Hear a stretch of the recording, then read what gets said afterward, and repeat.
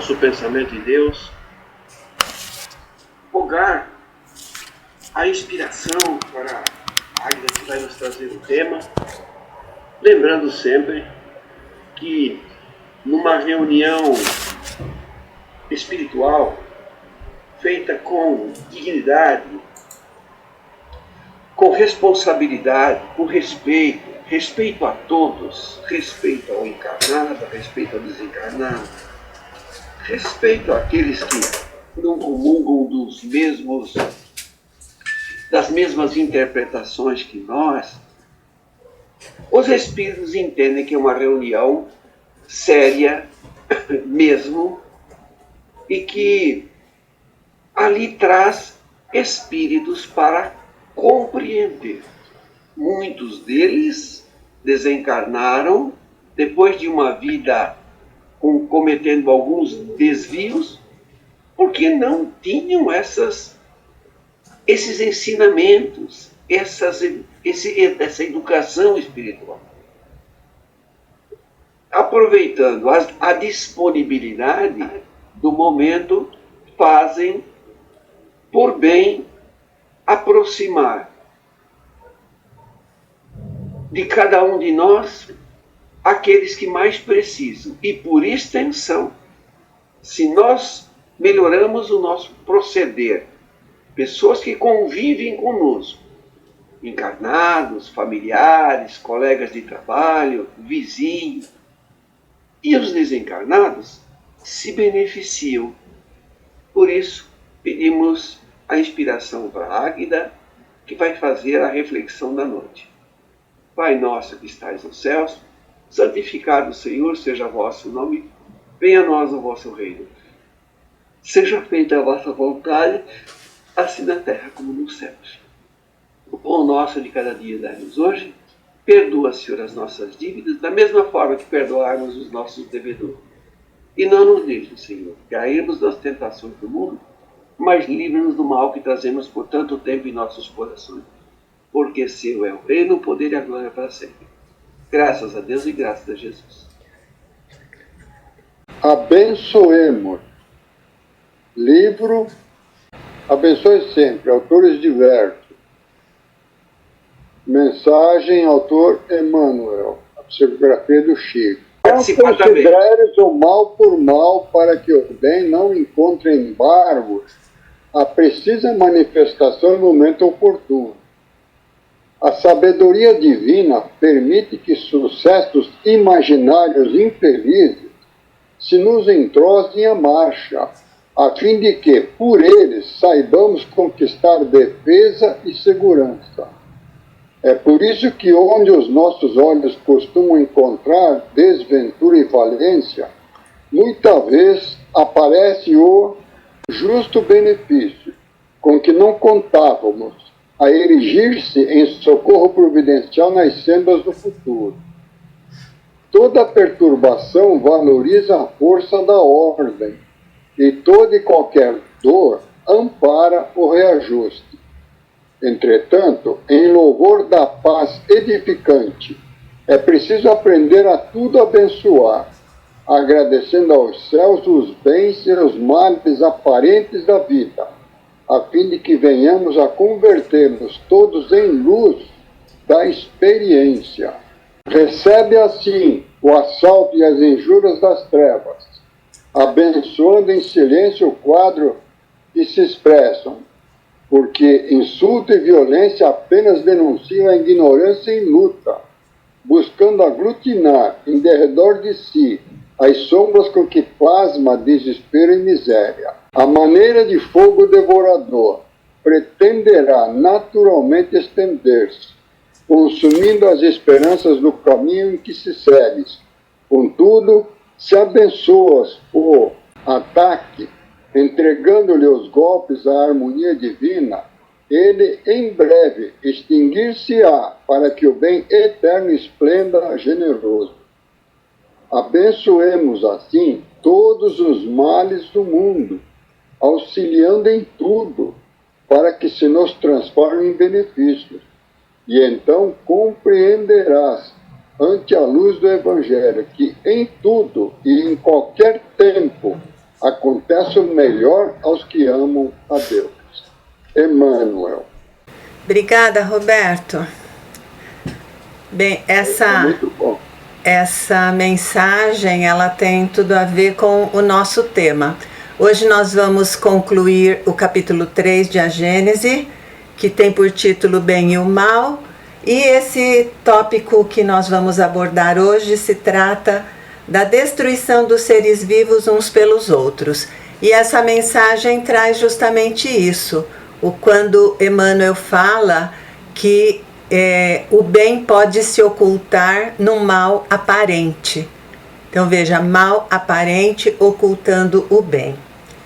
E ele começa falando, o título é A Destruição dos Seres Vivos uns pelos Outros, que a destruição recíproca dos seres é uma lei da natureza. É uma lei da natureza. Quem fez as leis?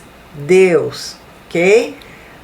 E aí ele fala, ao primeiro exame, quando a gente olha para isso, acaba parecendo que não está certo, que Deus não é bom. Então muita gente, dependendo do ponto de vista que olha que avalia esses fatos, acaba achando que Deus não é justo. E Kardec diz, para aqueles que só veem a matéria e limitam sua visão à vida presente, isso parece uma imperfeição da obra divina. Parece uma imperfeição da obra divina, a destruição de uns pelos outros. E aqueles que são incrédulos, que não têm o Deus como nós acreditamos, lembra que lá no começo nós falamos sobre a visão espírita de Deus e os atributos que são considerados como Deus os tendo. E alguns desses atributos é bondade infinita, justiça infinita. Então, se uma pessoa não crê como nós, ela vai achar que Deus ou não é bom ou não é perfeito. Agora, nós que nos dedicamos à doutrina espírita, estudando os seus postulados, quando nós observamos este aparente erro, esse aparente engano da criação, o que nós precisamos fazer é nos perguntar em que aspecto o nosso olhar sobre o fato não está correspondendo à realidade. Porque, como dizia um professor lá no cursinho, um de nós dois errou, eu não fui. Lembra, Newton? E o Cid Augusto Gelli, pessoa incrível. E entre nós e Deus, se a gente não está entendendo, quem errou fomos nós e não Deus. Então esse é um aspecto bom para a gente já começar a pensar a respeito do que nós vamos ver aqui hoje. E o que ele fala? Quem não acredita na perfeição de Deus está julgando Deus segundo o seu próprio critério, né? Então ele fala, com a sua visão estreita, não avaliam um conjunto, não compreendem que um bem real possa vir do mal aparente. Só que nós sabemos o quê? Como ele continua aqui.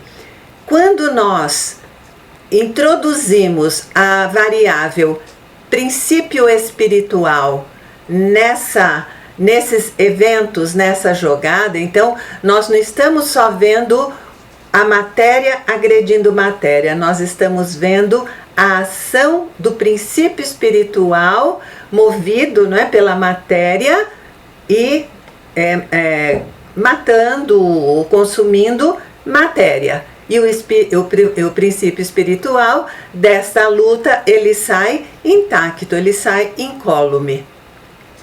Com isso ele fala, considerado em sua verdadeira essência, bem como o da grande lei de unidade que constitui a harmonia da criação. Então, o que o Kardec está nos trazendo aqui? Ele fala, nós precisamos observar na natureza, na criação, a sabedoria providencial e a harmonia, precisamente onde nós vemos uma anomalia e uma contradição. E isso vem do quê? Vem da nossa ainda pequena, ainda insuficiente capacidade de abarcar o todo. Quando nós lembramos que no processo evolutivo, que começa, né, como disseram os espíritos a Kardec, do átomo ao arcanjo, então nessa trajetória nós estamos há pouco tempo como humanos, nós somos humanidade há pouco tempo. Desta forma, o que nós temos? O nosso entendimento ainda é restrito. Nós não conseguimos avaliar não conseguimos avaliar a amplitude de todos os eventos.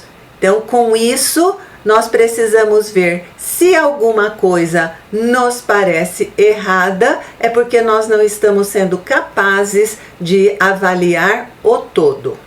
Então, não estamos sendo capazes de avaliar o todo. Kardec fala, o equivalente. O homem só é apto a sondar certas profundezas quando seu espírito atingiu um nível suficiente de maturidade. E aqui ele está falando de maturidade espiritual, aquela que nós vamos desenvolvendo no decurso das encarnações, com todas as experiências que vamos vivendo em cada uma.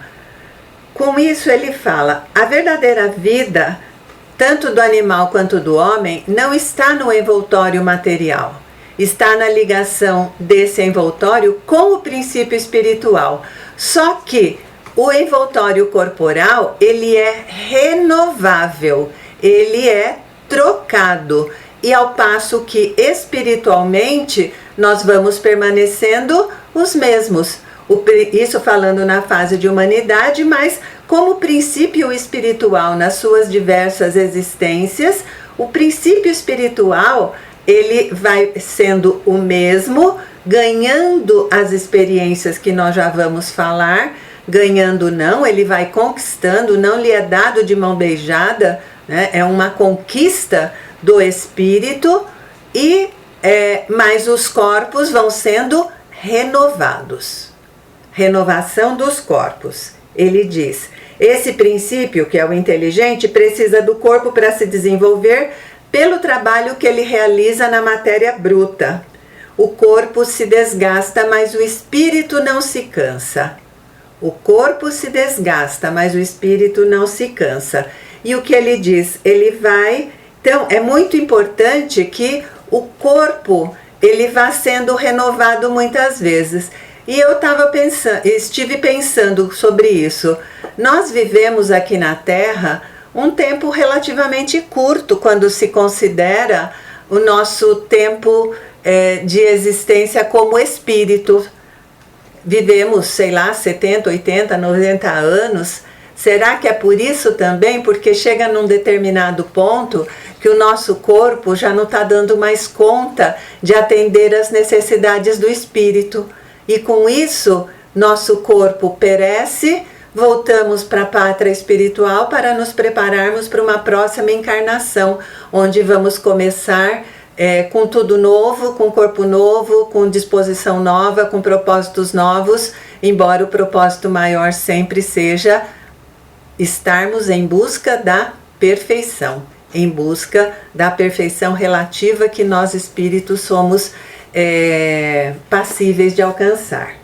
Então, o exemplo que Kardec dá em relação aos corpos, ele fala, é como se uma pessoa trocasse de roupa 100 vezes, né? Mas continua sendo a mesma pessoa. A roupa vai mudando e a pessoa permanece, o espírito, e a roupa vai sendo trocada, de acordo com a necessidade.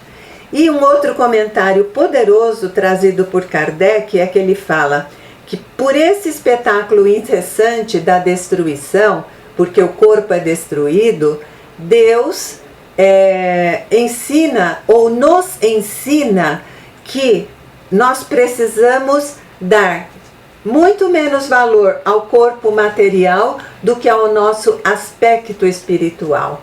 Por quê? Porque justamente a matéria é transitória, mas o espírito é definitivo. E nós, ainda nesse ponto em que nos encontramos, mesmo o planeta estando adentrando numa época, num período de regeneração, nós nos vemos ainda profundamente ligados e dependentes da matéria, não da matéria que precisa mesmo comer, beber, vestir, dormir, nada disso. Mentalmente, espiritualmente, nós ainda somos bastante dependentes dessa matéria. Então, com esse espetáculo da destruição, Kardec nos diz que Deus busca com que nós, ou nos ensinar a valorizar mais o espírito do que a matéria. E aí vem aquela questão que Kardec sempre traz, que as pessoas podem dizer, mas Deus não poderia ter achado uma outra forma de fazer isso? Né? O velho questionamento que a gente, como diz lá no Pai Nosso, seja feita a sua vontade, desde que seja igual à minha, não é? Que a gente sempre está tentando impor a nossa vontade. Então ele diz assim, se não teria outros meios, ele fala, bem arriscado aquele que deseja alcançar as intenções de Deus. Bem arriscado aquele que deseja alcançar as intenções de Deus. Nós somos assim arrogantes, né? Muitas vezes nós queremos dizer a Deus o que Ele tem de fazer ou como Ele deveria ter feito, porque do jeito que tá, não tá muito bom não, vamos mudar, a coisa não é bem assim. Só que não nos cabe isso. O que nos cabe? Buscar, como nós falamos no início, alcançar o que pode ter levado Deus a fazer isso, embora também não nos caiba, mas pelo menos entender. O que não podemos afastar da nossa abordagem é que Deus é bom, é justo, é sábio, e que isso se manifesta em toda a criação, independente do que nós achemos ou não. E já que é dessa forma que acontece, Kardec faz a seguinte proposta: podemos tentar investigar a causa, já que nós não temos adiantamento suficiente para alcançar o que levou Deus a fazer isso, então vamos avaliar o que investigar essa causa, tendo por início, né? Deus deve ser infinitamente justo e sábio. Portanto, procuremos em tudo a sua justiça e sabedoria, curvando-nos diante daquilo que ultrapassar o nosso entendimento. E aí, o que nós já sabemos? Para a gente alcançar esse entendimento, não vai bastar que nós falemos, eu não estou entendendo, então deixa para lá. Não, o exercício da busca, não neurótica, não desesperada, mas a busca sincera do coração, que nos debrucemos sobre esses pensamentos, sobre essas reflexões, de maneira honesta conosco, com Deus, para buscar entender do que se trata, como poderia ser, porque não vai, como nós falamos há pouco, não vai cair pronto no nosso colo. Todas essas aquisições, esses conhecimentos, elas sempre serão fruto da nossa dedicação, do nosso empenho na sua busca, naquilo que nós precisamos para alcançar. Então, a reflexão sobre todos esses aspectos é necessária e fundamental. E aí Kardec começa a avaliar, lembra? Ele propõe a busca dessa causa de uma maneira que não percamos o norte de que Deus é justo e bom. Então ele fala, primeira coisa, considerando no reino animal, aqueles documentários que a gente vê, né?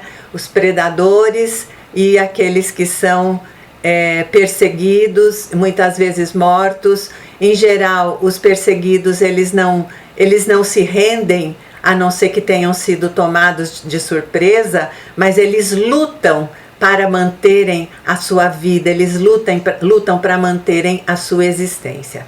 Então, o primeiro ponto que Kardec considera aqui, o animal se nutre do animal, ele fala, como os corpos que são instrumentos de ação do princípio inteligente, corpos, instrumentos de ação do princípio inteligente, eles precisam ser frequentemente renovados o que vai acontecer? A providência faz com que eles se sirvam à mútua manutenção. Então, um corpo se mantém à custa de outro corpo. Aí ele diz que é por isso que os seres se alimentam uns dos outros. Os corpos se nutrem do outro corpo, mas o espírito não é alterado nem destruído. Aí existe a consideração de ordem moral a ser feita, que ele fala que aí já está numa ordem mais elevada.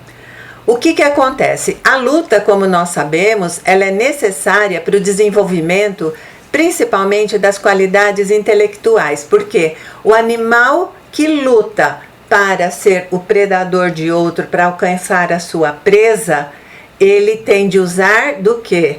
Como ele diz, de astúcia e de inteligência.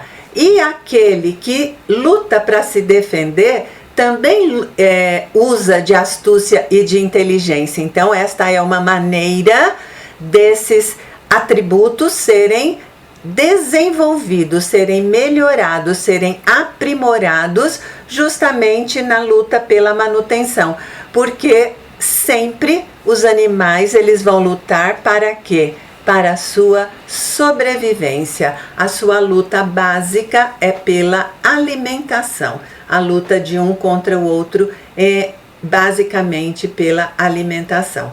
Então ele diz assim, e com isso, usando de astúcia e inteligência, eles vão ampliando as suas forças intelectuais. Um dos dois sucumbe, mas o que um tirou do outro realmente? Apenas a sua vestimenta de carne, só isso. O espírito não morreu e depois de algum tempo ele vai ter um outro corpo para se manifestar, que é como nós sabemos. Kardec agora entra em consideração sobre essa questão moral. Ele vai falar nos seres inferiores da criação. Quando Kardec, pelo menos aqui nesse texto, ele se refere aos seres inferiores, ele fala quanto ao grau evolutivo, porque nós sabemos que o princípio inteligente, a única diferença é pelo tempo de existência dele. Deus ama a cada um da mesma forma, não faz distinção se ele está no princípio do seu processo evolutivo, no meio, ou já é um anjo estabelecido. Então, quando ele fala princípio, quando ele fala de seres inferiores, ele está falando aquele que está no início da sua evolução.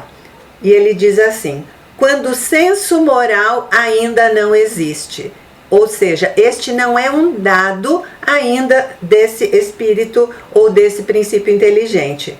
E eu, naquele momento, lembra que nós vimos nos meses anteriores, em que o instinto ainda não superou, a inteligência ainda não substituiu o instinto. E a luta é só pela sua manutenção.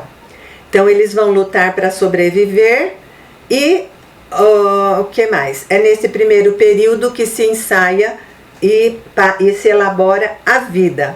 Assim que nesse nível, nesse período ainda animal. Quando atinge uma determinada maturidade, que é necessária a transformação, o que acontece? É aquele momento que não é o escopo do estudo de hoje, mas no qual o Deus faz aquela transformação do princípio inteligente para ser hominal, e ele vai receber duas novas faculdades, o livre-arbítrio e o senso moral. Portanto, ele vai receber a centelha divina em uma palavra, dotando-o do quê? De novas aptidões e percepções. Dotando de novas aptidões e percepções. Então ele já não é mais um animal. Por quê? Porque ele já começa a adentrar e vai ser proporcional ao seu grau evolutivo também, o livre-arbítrio e o senso moral. Para essas novas faculdades, ela também vai se desenvolver gradativamente. Nós sabemos que esse processo é lento e gradativo através dos milênios. Vai atravessando milênios para que essas faculdades possam ser desenvolvidas, possam ser aprimoradas e possam ser modificadas. No começo, não tem muita diferença, praticamente nenhuma diferença, do período animal. O ser ainda recém-humano, ele ainda vai lutar lutar movido pelo instinto para as suas necessidades. E vai passar, ele diz aqui, o homem muito pouco se distancia dos irracionais. Nos primeiros tempos, o instinto animal domina e o motivo da luta continua sendo a satisfação das necessidades materiais. Então, logo que adentramos no período hominal, ainda estamos bastante animalizados. Mais adiante, o que vai acontecer? Esse instinto e o senso moral, eles começam a equilibrar, mas o homem continua a matar, o homem continua a lutar. Mas só que agora, vejam só, ele continua não mais só para se nutrir, mas para satisfazer a ambição, o orgulho e a necessidade de domínio, a necessidade de poder. Então, quando nós nos encontramos ainda ambiciosos, orgulhosos, o que Kardec está nos dizendo aqui? Nós estamos ainda sob forte influência do nosso aspecto material, do nosso aspecto animal, mas sem desistir, nós continuamos. E para manter isso, ele fala, ainda necessita destruir, né? Todavia, à medida que o senso moral ganha preponderância, a sensibilidade se desenvolve. Então, esta característica vai se desenvolvendo, a necessidade de destruição diminui até desaparecer, porque ela é uma coisa tipo detestável, abominável. É quando então o homem tem horror ao sangue. Nesse ponto, o que vai acontecer? Acabou a história? Não, nesse ponto nós apenas estamos nos libertando da influência, da forte influência do instinto e da matéria e adentramos as buscas espirituais, as conquistas espirituais, mas ainda estamos muito longe da perfeição. Kardec diz, a luta sempre necessária para o desenvolvimento, mesmo porque chegando a esse ponto, nós estamos longe de ser perfeitos. Somente à custa de sua atividade ele conquista, à custa da sua atividade.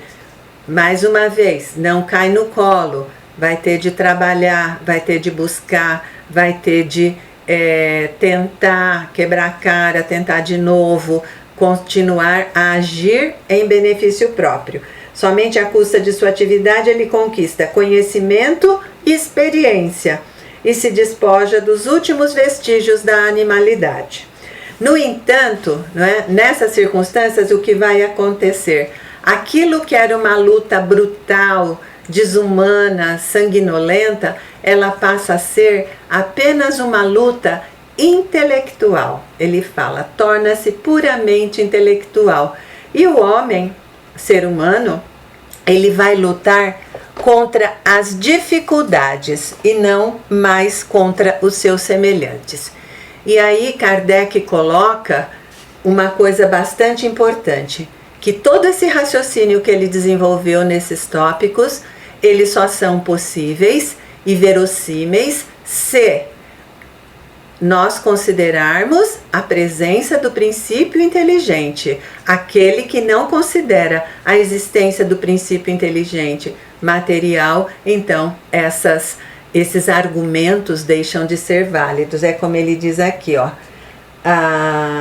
Nós apenas quisemos mostrar que a destruição mútua dos seres vivos não invalida a sabedoria divina e que tudo está unido pelas leis da natureza. Então, aquilo que nós ainda não sabemos, nós vamos descobrir com o tempo, mas vai depender do nosso empenho e da nossa dedicação para esse tema.